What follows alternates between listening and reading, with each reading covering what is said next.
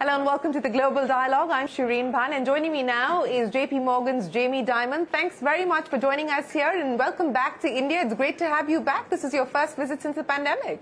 I'm thrilled to be back. It's unbelievable, and so every time I come here, I love coming to India. And your visit has coincided with the big event that we were all waiting for, highly anticipated, India's inclusion into the JPMorgan Emerging Market Index. So you timed it appropriately, didn't you? Yeah, it's perfect. I think it's a great sign they're in the index, and yes. Let's talk about India since you are here. What's been the impression since this is your first visit post the pandemic? We've just finished hosting the G20.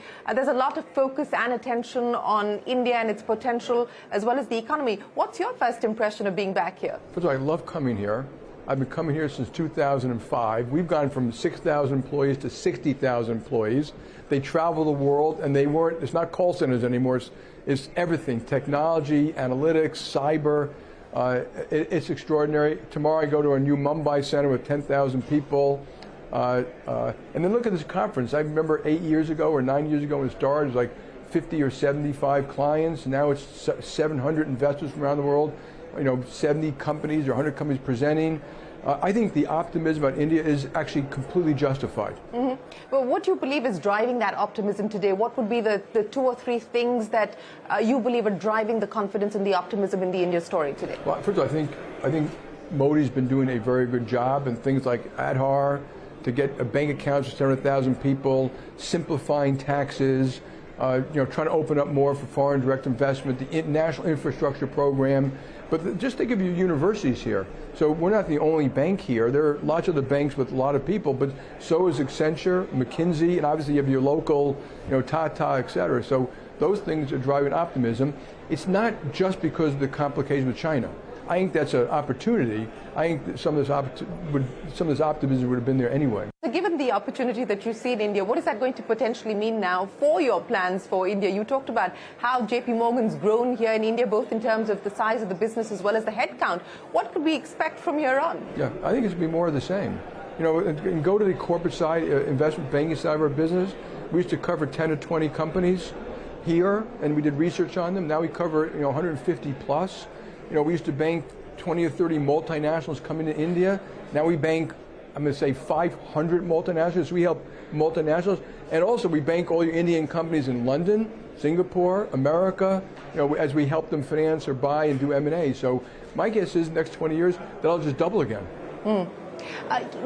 Just a quick follow-up on the inclusion into the bond index, and there's all kinds of estimates on what that could mean in terms of inflows into India. Anywhere between $25 to $40 billion is the estimate over the next year and a half as the inclusion works its way out. Typically, what's been the previous experience of a country being included in the bond index? What are the implications in the medium to long term? Yeah, so our folks think it'll be about $25 billion. It has to be bought, so it gets bought over time.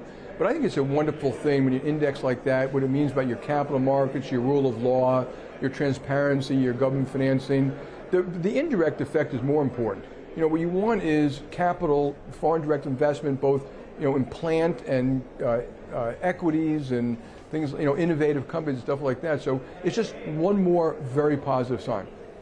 Speaking of signs, I want to understand from you what your key takeaways about China at this point in time. You were there in May, and you said that the outlook that you had on China was cautious when you talk about the risk rewards at this point in time. How do you feel about China today? And do you believe that we're done with the unraveling as far as the real estate sector is concerned, or we're far from it? Yeah. Well, I think the far more important, to me, this Ukraine war, oil, gas, food, migration, it's affecting all global relationships, very importantly, the one between America and China. I think America takes it very seriously. I'm not quite sure the rest of the world does. To have a European democratic nation invaded under the threat of nuclear blackmail, and I think there's been a good response. But it's going to affect all of our relationships until somehow the war is resolved.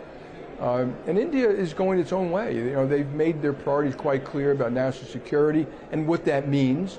We're still there, and obviously I'm an American patriot, so governments are going to set foreign policy, not JPMorgan. But I'm happy, and I think Americans should stop thinking that China is a 10-foot giant. Our GDP per person is 80,000, theirs is 15. We have all the foodborne and energy we need. We've got the unbelievable benefits of free enterprise and freedom. And they're going to have their own issues, and I'm not making fun of them. They're going to have their own issues about demographics and energy and climate, et cetera. I like the fact that the Americans are engaged with them now. Tony Blinken, Janet Yellen, Jake Sullivan, and there are legitimate issues around national security, unfair trade. I hope they resolve them. We don't have to be hostile about it. There are going to be changes. It is definitely not over yet. So more engagement is what you would like to see? More engagement, and I understand it's going to cause more, what you call a little bit, it won't be an unraveling. I think it'll just be a change that flows over time about certain trade and investment type of things. And by it's not just America. Every country is relooking at what is in national security. Do I have reliant energy lines? Do I need semiconductors from China? Where do I get my rare earths from? The world is. Ukraine woke everyone up to that, and that's a permanent state of affairs now. The pandemic started to wake everybody up, and then Ukraine accelerated this wake-up call, so to speak.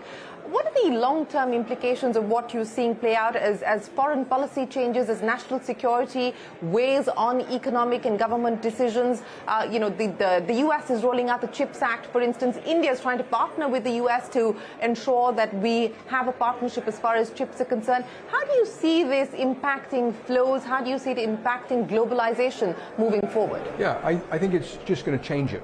So I don't think it's going to, people say decoupling, there's still globalization. The nations are going to have, companies and nations are going to be making determinations which change those flows.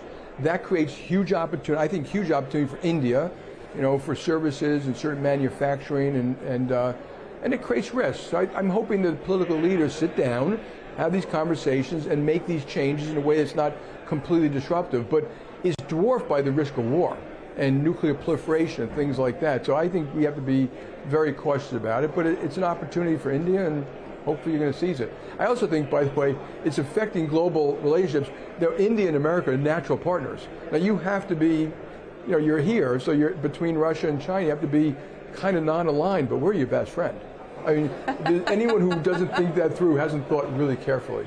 Yes, we can see that. I mean, there's been a lot of back and forth between President Biden and Prime Minister Modi. And I'm thrilled that they're having those conversations. And I think we've got to do a better job on the trade and investment side. Okay. Not just the labor and climate side. When you say better job on the trade and investment side, what do you mean? That we should sit down with India and negotiate better trade and investment relationships to open up more markets to both sides. India can let some more competition in here. We can bring in more capital and both of it. So I remember talking to some Indians, after some of those negotiations. It's really great, but what about trade? Right. Yeah, you like us a lot, but what about trade?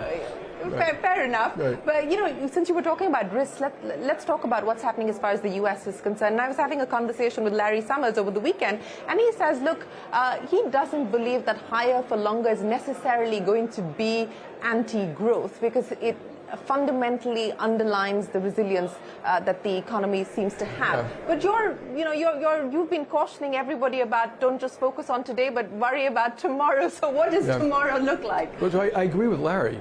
But he also is quite concerned about it. So if you have higher for longer, but you've got good growth and inflation is kind of contained, that's good. You just have more fighting for capital and people paying up for capital, and the world needs it. It needs it for remilitarization, the green economy, the IRA Act, the CHIPS Act, huge deficit spending, but we need growth.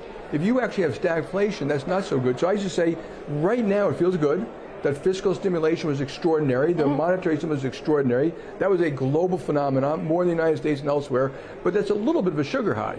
And that's a little bit going to go away. And we're hoping we have a soft landing. But all these other things are there. QT, Ukraine, oil, gas this winter, disruption of trade flows. So, I think good leadership on the part of, America, India, China, Europe can make sure the negatives don't happen. But I'm putting myself in a quite cautious category. In the cautious category, and you just talked about the spending, and I remember you said that we've been spending like drunken sailors. So as the party starts to wind down, and tightening happens, and interest rates continue to remain higher, what do you believe are likely to be the adverse shocks that the world is going to have to deal with?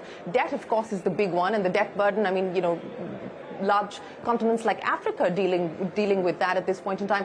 What will it mean for things like climate transition and the many other SDG goals that we have? Yeah, I think we got to not get confused around various goals.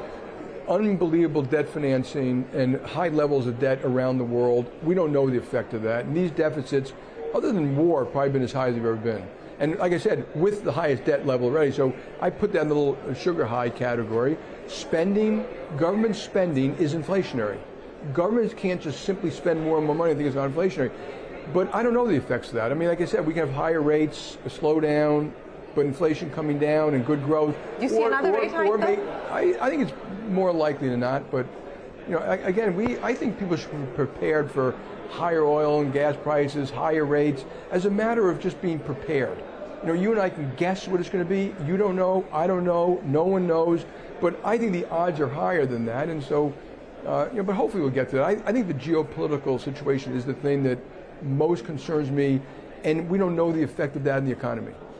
And so but again, I think that the humanitarian part, that's far more important. I think that's also very important for the future of the free democratic world. We may be at an inflection point for the free democratic world. That's how seriously I take it. So geopolitics, the number one risk that you believe the world is facing today? Absolutely. We've dealt with inflation before, we've dealt with deficits before, we've dealt with recessions before. We haven't really seen something like this pretty much since World War II. Yeah, so we don't have a playbook for this just yet. There is no playbook. Yeah, and so we don't know what the intended and the unintended consequences of this will be. But let's talk about the banking sector in the US, and especially after the crisis. We hope that it's behind us at this point in time. You're not particularly happy with the way that the regulator has decided to move and bring in norms as far as capital is concerned, and you believe that there should be more transparency in being able to deal with this. What are the implications of those proposals going through? I don't know. I mean, I think that is a great question. Like, one of the things I think should take place is, what do the regulators want? Do they want the mortgage business inside banks or outside? Do they want credit outside the banks or inside? Do they want diversification or no diversification? So like some of these rules are anti-diversification, operating risk capital, G-SIFI. Do you want American banks to have the same requirements as international banks? Because right now it's 30% more. And there should be cost-benefit analysis, transparency, what we're trying to accomplish. And and I hated to do that. Everyone's going to be yelling and screaming at each other. I wish that work was done beforehand. Now it'll probably take place, and we'll see. They're going to do what they want to do. JPMorgan can't affect that. They'll hear. Everyone's going to put in their comments, and hopefully we end up in a good place. My last question to you, AI, and you believe that AI is going to be driving JPMorgan's future as well. It's critical to each aspect of your business. What are you doing about it? Yeah, we have 1,000 people involved in it. AI is as real as they say. We have 300 use cases around marketing, fraud, risk. When we move $10 trillion a day, it's going through AI systems. Every application, every job, every person will be affected. And remember, bad guys can use it too.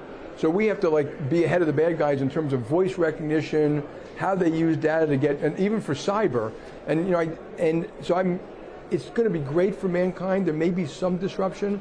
I think governments should be prepared to deal with the disruption, but they can't stop AI. And the other thing about AI, it could be around the world, and bad guys can use it too.